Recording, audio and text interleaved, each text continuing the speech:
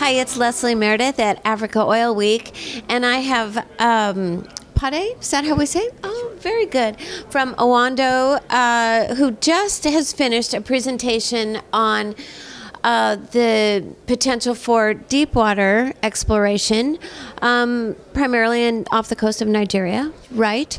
And you had a very strong message for our audience, and we'd like to really get the high points of that. So what's holding this up, and what do we need to move forward? Well, thank you. First of all, I think what we need to establish is that not just Nigeria, but the rest of the margin, the Deepwater margin in Africa, especially on the west coast of Africa, while we've seen exciting discoveries and large discoveries over the last couple of years, we still have significant upsides that are available. We are significantly underexplored. Massively underexplored, and there's a lot of potential.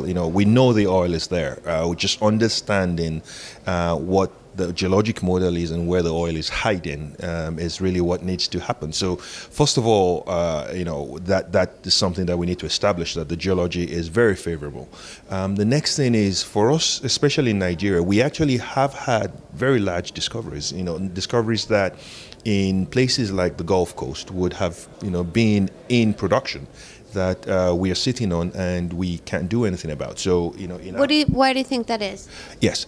In our portfolio, we have two, for example, that I could use as case studies. These are assets that have over 250 million barrels of oil that are not being developed because primarily the fiscal terms. And one of the speakers shared in his response to a question about what happens with fiscal terms in Africa is, there's usually the introductory fiscal terms that allow people to come in and get the business going, and then the government tightens the fiscal terms, and I think they've been over-tightened, the fiscal terms and the regulation and all the requirements. And so the reason why these assets are not in production today is because they are over-regulated and the fiscal terms don't work. And we understand why the government feels that the fiscal terms don't work. There is the perception that the first set of players actually got a really sweet deal, and government thinks it's time to to get some of that back. But clearly the timing is wrong, because in the 90s there were not very many provinces that were well understood, and Nigeria was a great place that was de-risked geologically for people to come in and develop Deepwater.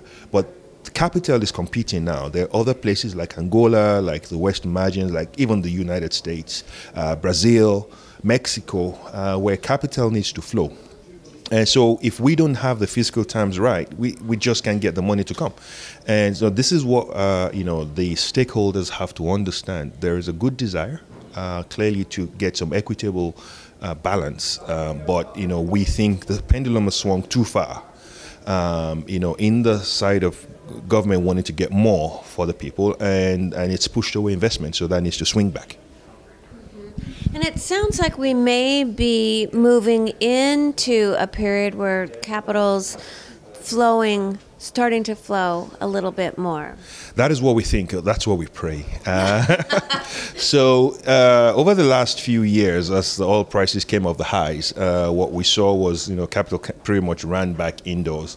And started peaking there, out slowly, but it went into U.S. land, into the unconventionals, and we saw a complete dry up of, especially private equity and even public funds on some of the smaller exchanges, dry up to zero for exploration risk. As prices have started looking like they're going to stabilize at what we Oando call 50s for longer. We think that it's now easier for us to look at which projects will work, and so we see capital begin to peak and come back. And there's a very simple analogy I use to look at what's happening with capital, and it's the British Airways lounge in Lagos. It's the number of expats that I see in there. So when capital is not working, it's empty. And when you go in there and the lounge is full with bankers and stuff, that your capital is going to start moving soon. So what we see now is that we're going to start seeing capital flow back into Nigeria.